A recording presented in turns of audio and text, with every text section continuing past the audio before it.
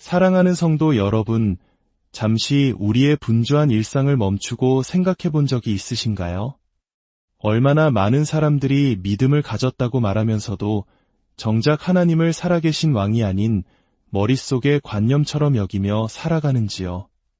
우리는 믿음을 찬양하면서도 순종은 가볍게 여기는 시대에 살고 있습니다.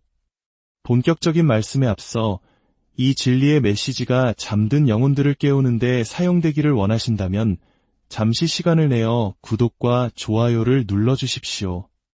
여러분의 작은 행동이 하나님의 말씀을 전하는 귀한 도구가 될 것입니다.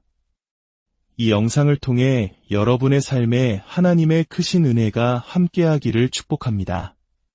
오늘날 많은 이들은 예배 시간에는 두 손을 높이 들지만 삶의 현장에서는 죄악 앞에 고개를 숙입니다.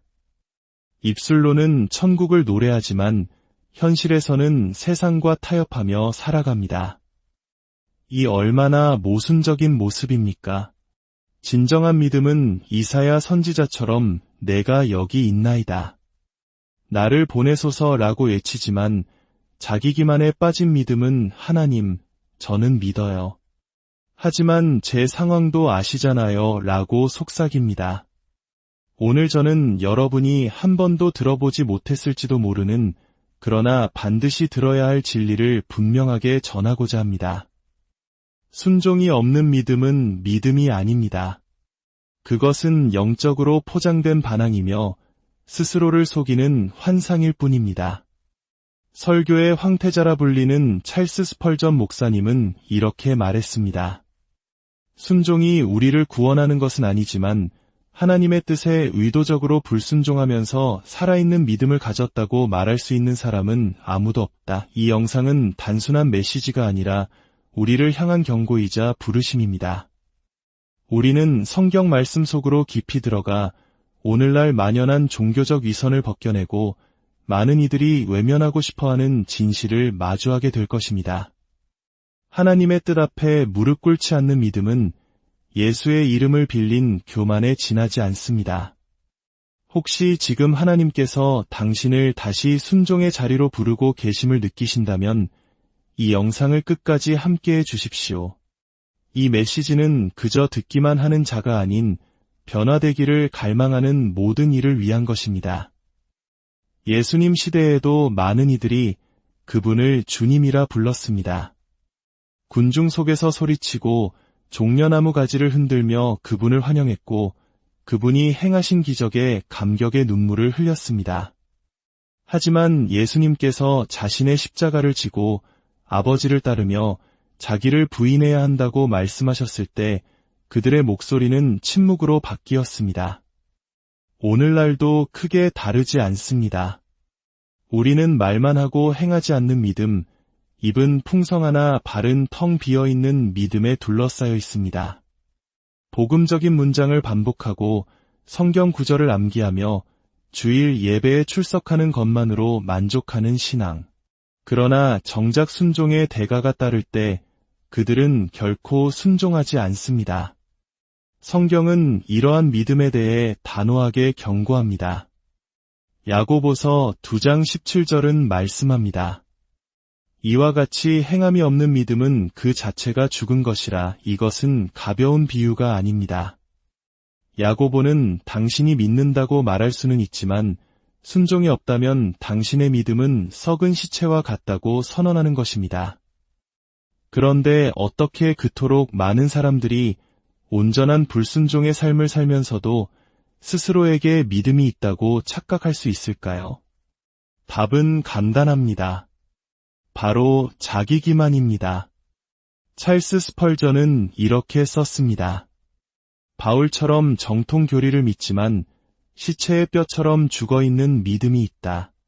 이 믿음은 변화시키지 못하고 애통하지 않으며 무릎 꿇지 않고 하나님을 사랑하지 않는다. 이 구절은 우리를 두렵게 만들어야 합니다. 죽은 믿음도 찬양하고 설교하고 봉사하며 심지어 눈물까지 흘릴 수 있기 때문입니다. 그러나 그 믿음이 순종으로 이어지지 않는다면 그것은 단지 영적인 연극에 불과합니다. 우리는 얼마나 자주 하나님은 내 마음을 아시잖아. 나는 은혜 아래에 있어.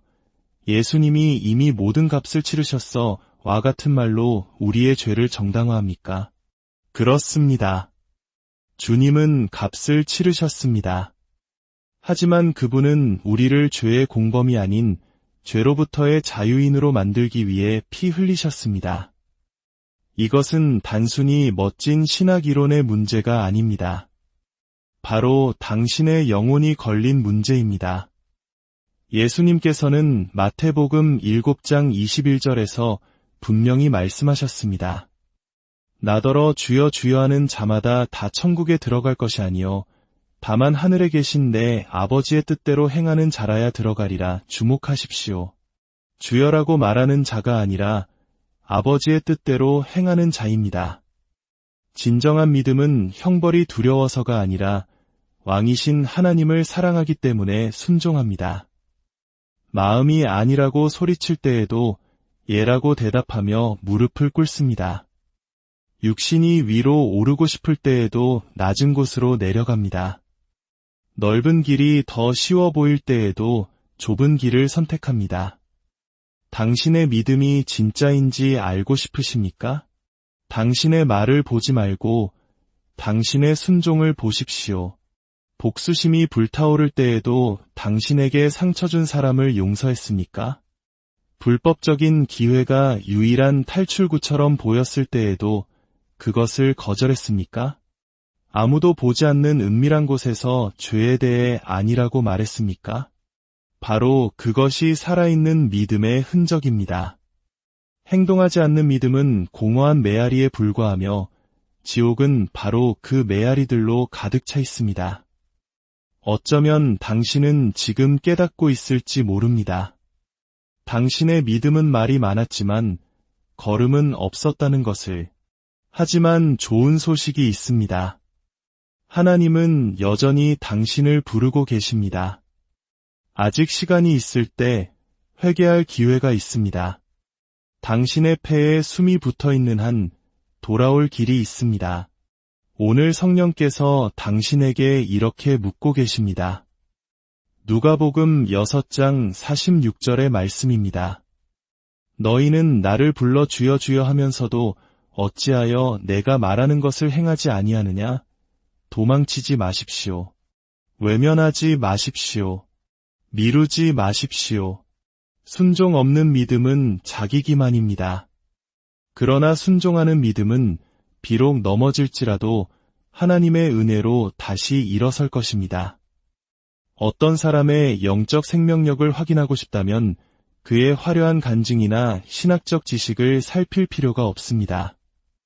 그저 그의 순종을 보면 됩니다. 순종은 믿음의 액세서리가 아니라 믿음의 필연적인 열매이기 때문입니다. 그것은 살아있는 영혼의 호흡과도 같습니다. 하나님 안에 생명이 있는 곳에 헌신이 있고 거듭남이 있는 곳에 새로운 방향이 있습니다. 요한복음 14장 21절에서 예수님은 말씀하셨습니다. 나의 계명을 지키는 자라야 나를 사랑하는 자니, 즉 순종 없는 사랑은 사랑이 아니라 헛된 감정이며 진정한 믿음으로 이장한 종교적 흥분일 뿐입니다. 많은 사람들이 순종을 율법주의와 혼동합니다. 그러나 율법주의는 행위로 구원받으려는 인간의 교만에서 비롯됩니다. 반면에 성경적인 순종은 살아있는 믿음과 우리가 받을 자격 없는 구원에 대한 깊은 감사에서 태어납니다. 스펄전은 말했습니다. 순종은 우리 마음에 은혜가 역사하고 있다는 가장 확실한 증거이다. 그것은 보이지 않는 믿음이 보이는 형태로 나타난 것입니다. 박수를 구하지 않고 인정을 필요로 하지 않습니다. 오직 사랑하기 때문에 순종합니다. 구약시대 사울 왕은 진멸하라는 하나님의 구체적인 명령에 불순종했습니다. 그는 가장 좋은 것들을 남겨두었고 사무엘 선지자가 책망하자 하나님께 제사를 드리려 했다며 자신을 정당화하려 했습니다. 그러나 사무엘은 단호하게 꾸짖었습니다. 순종이 제사보다 낫고 듣는 것이 순양의 기름보다 나으니 사무엘상 15장 22절의 말씀입니다. 오늘날에도 많은 이들이 순종을 다른 종교적 행위로 대체하려고 합니다. 입으로는 찬양하지만 삶으로는 불순종합니다. 수많은 행사를 열지만 성경이 명령하는 것은 무시합니다. 금식은 하지만 여전히 거짓말하고 죄를 지으며 자신을 합리화합니다. 순종은 기독교인의 삶에 있어 선택사항이 아닙니다. 그것은 모든 것을 지탱하는 기초입니다. 그것이 없다면 어떤 신비로운 체험도, 기름 부음 넘치는 설교도, 강력한 계시도 모두 먼지가 되고 맙니다. 신약의 초대교회는 목숨을 걸고 순종했습니다. 베드로는 사람보다 하나님께 순종하는 것이 마땅하니라고 선포했습니다. 사도행전 5장 29절의 이 고백은 단순히 멋진 말이 아니었습니다. 그는 죽음의 위협 앞에서 그 말 때문에 죽을 수도 있다는 것을 알면서도 담대히 외쳤습니다. 이것이 바로 살아있는 믿음입니다. 압박 속에서도, 어려울 때에도, 고통스러울 때에도 순종하는 믿음입니다. 당신이 영적으로 살아있는지 알고 싶습니까? 하나님의 말씀에 대한 당신의 반응을 보십시오. 하나님께서 당신의 죄를 지적하실 때 당신은 마음이 무너집니까? 아니면 자신을 정당화합니까? 그분께서 명령하실 때 당신은 토를 답니까? 아니면 순종합니까? 예수님은 나를 사랑하는 자는 내가 하는 말을 다 이해할 것이다 라고 말씀하지 않으셨습니다. 나를 사랑하는 자는 나의 계명을 지킬 것이다 라고 말씀하셨습니다. 이것은 완전한 이해의 문제가 아니라 신뢰와 굴복의 문제입니다. 오늘날 많은 이들의 믿음은 마취되어 있습니다. 찬양을 들을 때 여전히 소름이 돋기 때문에 괜찮다고 생각합니다. 그러나 하나님은 감정적인 전율을 찾으시는 것이 아니라 완전히 굴복한 마음을 찾으십니다. 스펄전은 경고했습니다. 회개의 증거는 눈물의 양이 아니라 순종이 드러내는 변화이다. 이것이 바로 거듭남의 증거입니다. 내면의 자아가 독립을 외칠 때에도 주님께 복종하는 것, 성령으로 충만해지고 싶습니까? 순종하기 시작하십시오. 분별력을 원하십니까? 순종하기 시작하십시오. 하나님 나라에 귀하게 쓰임 받기를 원하십니까? 순종하기 시작하십시오. 더 빠른 길도, 더 짧은 지름길도 없습니다. 하나님 나라는 순종하는 자들의 것입니다. 모든 불순종하는 자가 노골적인 반역자는 아닙니다. 어떤 이들은 훨씬 더 위험합니다. 그들은 믿음의 옷을 입고 있지만 그들의 마음은 위장된 교만으로 오염되어 있습니다. 성경 구절을 인용하지만 그 말씀대로 살지는 않습니다. 아버지의 뜻이 이루어지이다 라고 노래하지만 자신의 뜻대로 살아갑니다. 은혜에 대해 말하지만 훈계는 경멸합니다. 사실 그들은 하나님을 섬기는 것이 아니라 자신의 욕망을 정당화하기 위해 그분의 이름을 사용할 뿐입니다. 스펄전은 경고했습니다. 교만은 겸손의 옷을 입고 유창하게 설교할 수 있다. 그러나 십자가에 못 박히지 않는 한 여전히 하나님의 원수로 남을 것이다. 얼마나 많은 사람들이 믿음의 외형, 사역, 은사, 지식에 집착하면서도 정작 책망받는 것은 견디지 못합니까? 말씀이 그들을 찌르면 합리화합니다. 권면이 불편하게 만들면 도망칩니다. 교리가 그들을 드러내면 공격합니다. 그것이 바로 교만입니다. 루시퍼를 타락시켰던 바로 그 교만, 바리새인들이 예수님께 굴복하는 것을 막았던 바로 그 교만, 너무나 가혹한 말씀을 들었을 때 수많은 무리가 구원자를 버리게 만들었던 바로 그 교만입니다. 가장 비극적인 것은 이 교만이 믿음의 언어 뒤에 숨는다는 것입니다. 하나님은 내 마음을 아시지. 예수님은 있는 모습 그대로 나를 사랑하셔. 성경은 오늘날의 상황에 맞게 재해석되어야 해. 이 말들은 경건하게 들릴 수 있지만 종종 불순종을 온전히 유지하기 위한 방패로 사용됩니다. 교만이 자유라는 이름으로 위장하는 것입니다. 자아가 은혜를 죄의 외투로 삼는 것입니다. 그러나 그리스도의 복음은 자율로의 초대가 아니라 굴복으로의 부르심입니다. 여전히 나 자신이 왕좌를 차지하고 있는 곳에는 진정한 믿음이 존재할 수 없습니다. 야고보서 4장 6절은 선포합니다. 하나님이 교만한 자를 물리치시고 겸손한 자에게 은혜를 주신다.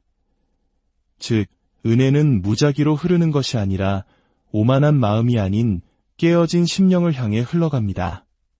하나님을 기쁘시게 하는 믿음은 자신의 무지, 연약함, 그리고 하나님의 뜻에 대한 전적인 의존을 인정하는 믿음입니다.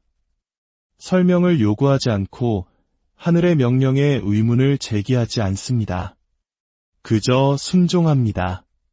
그러므로 당신이 믿음이 있다고 말하면서도 여전히 당신의 삶이 당신의 욕망, 당신의 우선순위, 당신의 감정을 중심으로 돌아가고 있다면 스스로에게 물어봐야 합니다. 이것이 정말 믿음인가? 아니면 경건으로 위장한 교만인가? 진정한 신자는 말씀 앞에 깨어지고 권면 앞에 변화되며 진리 앞에 무릎 꿇습니다. 십자가는 편안하지 않지만 유일한 길입니다. 아브라함의 믿음을 보십시오. 그는 내 고향과 친척과 아버지의 집을 떠나라는 음성을 들었을 때 지도도 설명도 이유도 모른 채 길을 떠났습니다. 요셉의 믿음을 보십시오. 그는 억울하게 누명을 쓰고 감옥에 갇히고 잊혀졌을 때에도 신실함을 잃지 않았습니다. 마리아의 믿음을 보십시오. 그녀는 구원자를 잉태할 것이라는 말을 들었을 때 주의 여종이오니 말씀대로 내게 이루어지이다 라고 응답했습니다. 이 믿음은 소리치거나 논쟁하지 않습니다. 그저 믿고 복종합니다. 왜냐하면 하나님이 조언자가 아니라 왕이심을 알기 때문입니다. 오늘날 세대는 믿기 위해 먼저 느끼기를 원합니다. 하나님이 증명하고 설명하고 상황을 부드럽게 만들어주시길 바랍니다. 그러나 성경적인 믿음은 감정으로 사는 것이 아니라 순종으로 사는 것입니다. 스펄전은 말했습니다. 침묵의 순종이야말로 인간이 드릴 수 있는 가장 위대한 예배 행위이다. 하늘을 가장 감동시키는 것은 화려한 찬양이 아니라 아무도 보지 않을 때, 큰 대가를 치러야 할 때, 세상이 어리석다고 말할 때 드리는 은밀한 헌신의 행위입니다. 주님, 제가 이해하지 못할 때에도 가겠습니다. 두려움이 밀려와도 행하겠습니다. 눈물이 흐를지라도 순종하겠습니다. 사랑하는 자는 순종하고 신뢰하는 자는 잠잠히 따르기 때문입니다. 예수님께서는 요한복음 14장 15절에서 단호하게 말씀하셨습니다.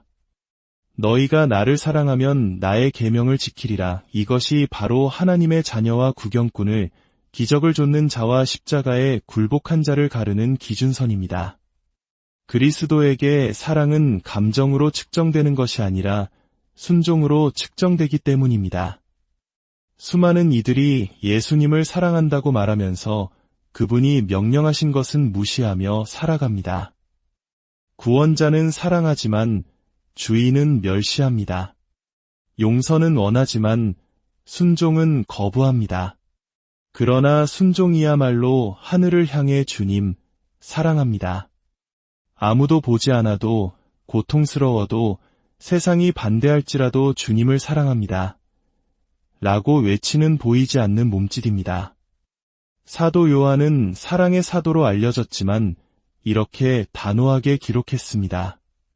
그를 아노라 하고 그의 계명을 지키지 아니하는 자는 거짓말하는 자여, 진리가 그 속에 있지 아니하되.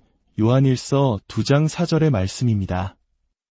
오늘날 우리는 예수님에 대한 사랑을 너무나 가볍게 만들어버린 세대에 살고 있습니다. 믿음을 감정으로, 꽉 찬 예배당으로, 멋진 문구로 축소시켰습니다. 그러나 성경적인 사랑은 희생적이고 인내하며 실천적입니다. 그 사랑은 당신이 죄를 지을 수 없어서가 아니라 당신이 사랑하는 그분을 슬프게 하고 싶지 않아서 죄에 대해 아니오라고 말할 때 나타납니다. 당신이 예수님을 얼마나 사랑하는지 알고 싶습니까? 아무도 보지 않을 때 얼마나 순종하는지 보십시오. 당신의 거룩함을 위협할 수 있는 메시지를 삭제할 때, 욕망의 눈을 감고 말씀의 귀를 열 때, 그것이 바로 진정한 사랑입니다. 세상은 그것을 광신이라 부를지 모르지만, 하늘은 그것을 신실함이라 부르고, 지옥은 그것을 위협이라 부릅니다. 사랑으로 순종하는 사람은 흔들리지 않기 때문입니다. 의무감으로 순종하는 것은 종교 생활입니다. 두려움으로 순종하는 것은 노예 생활입니다. 그러나 사랑으로 순종하는 것은 예배입니다. 그리고 그것이 바로 예수님께서 찾으시는 믿음입니다. 잎사귀는 무성하지만 열매는 하나도 없는 무화과나무를 상상해 보십시오. 예수님은 길가에서 그런 나무를 보시고 이렇게 말씀하셨습니다. 이제부터 영원토록 내가 열매를 맺지 못하리라. 그러자 무화과나무는 곧 말라버렸습니다. 나무가 저주받은 것은 못생겨서도 죽어있어서도 아니었습니다. 살아있는 것처럼 보였지만 열매가 없었기 때문입니다. 이것이 바로 오늘날 현대교회의 모습입니다. 많은 이들이 영적인 외형을 갖추고 있습니다. 성경 구절을 SNS에 올리고 교회에 출석하며 찬양을 잘합니다. 하지만 열매는 어디에 있습니까? 마태복음 7장 17절은 말씀합니다. 좋은 나무마다 아름다운 열매를 맺고 못된 나무가 나쁜 열매를 맺나니 중간은 없습니다. 당신은 회개와 거룩함과 정의의 열매를 맺고 있거나 아니면 그저 장식용 신앙생활을 하고 있는 것입니다. 하늘은 열매 없는 잎사귀를 인정하지 않습니다. 찰스 스펄전은 선언했습니다. 변화시키지 못하는 믿음은 구원하지 못한다. 변화를 낳지 않는 은혜는 경건한 환상일 뿐이다.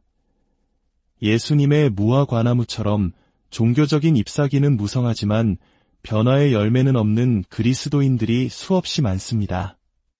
그들은 나는 믿어라고 말하면서 여전히 육신을 살찌우고 하나님을 사랑해라고 말하면서 이웃을 멸시하며 그리스도를 따라 라고 말하면서 아무도 보지 않을 때는 세상을 선택합니다.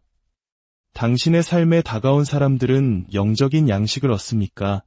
아니면 그저 그럴듯한 외형만 발견합니까? 진정한 믿음은 당신이 얼마나 많이 아느냐가 아니라 얼마나 많이 복종하느냐로 측정됩니다. 당신 자신을 얼마나 부인하여 그리스도께서 드러나시게 하느냐로 측정됩니다. 바울이 갈라디아서에서 말한 성령의 열매를 기억하십시오. 사랑과 희락과 화평과 오래 참음과 자비와 양선과 충성과 온유와 절제. 이것들은 은사가 아니라 열매입니다. 쇼가 아니라 증거입니다. 그리고 이 모든 열매는 그 뿌리가 순종에 박혀 있을 때에만 맺힙니다. 당신의 믿음이 살아있는지 알고 싶습니까? 열매를 보십시오. 열매는 거짓말하지 않습니다. 언젠가 더 이상 변명도 편리한 교리도 자아를 위로하는 신학도 없는 날이 올 것입니다. 오직 하나님의 보좌 앞에서 진리만이 남을 것입니다. 그날 우리의 순종이 저울에 달릴 것입니다. 우리의 의도나 은사가 아니라 우리의 열매가 평가받을 것입니다. 예수님은 그들의 감정으로 그들을 알리라고 하지 않으셨습니다. 그들의 열매로 그들을 알리라고 하셨습니다. 그 심판의 날 주님은 설교에 감동받았느냐, 신앙서적을 많이 읽었느냐, 훌륭한 신학적 논증을 가졌느냐, 라고 묻지 않으실 것입니다. 그분은 내 음성에 순종했느냐? 라고 물으실 것입니다. 순종은 참된 믿음의 증거이며 지속적인 불순종은 그 마음이 결코 거듭나지 않았다는 신호입니다. 당신은 사람들을 속일 수 있습니다. 부모님, 목사님, 친구들을 속일 수 있습니다. 그러나 하늘은 불꽃 같은 눈을 가지고 있습니다. 요한계시록에서 예수님은 그 눈이 불꽃 같다고 묘사됩니다. 그분은 우리의 가면을 꿰뚫어 보시고 가장 깊은 동기까지 아십니다. 그날에는 더 이상 바꿀 시간이 없을 것입니다. 문은 닫힐 것입니다. 순종했던 자들은 영광에 들어갈 것이고 믿는 척 연기했던 자들은 불법을 행하는 자들아 내게서 떠나가라는 음성을 듣게 될 것입니다. 이것이 바로 우리가 마주하기 싫어하는 현실이지만 참된 믿음의 기초입니다. 순종은 완벽함이 아니라 방향입니다. 넘어져도 선한 목자의 음성을 따라 다시 일어서는 것입니다. 세상을 잃을지언정 주님의 임재는 잃지 않겠다고 결단하는 것입니다.